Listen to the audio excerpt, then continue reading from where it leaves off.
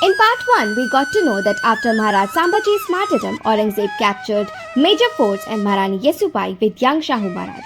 But she took the charge and assisted Maharaj Rajaram's escape to Jinji.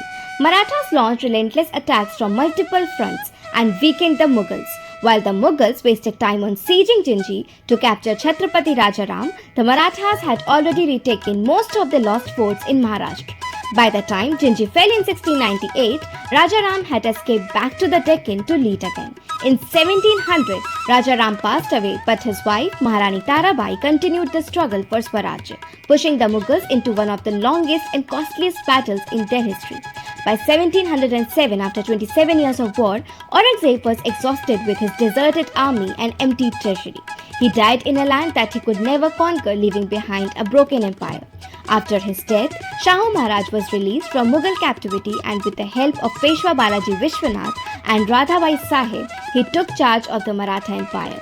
The Marathas expanded the Swarajya across India from Delhi to Tamil Nadu, and by the mid-18th century, the Marathas became the most powerful force in the subcontinent.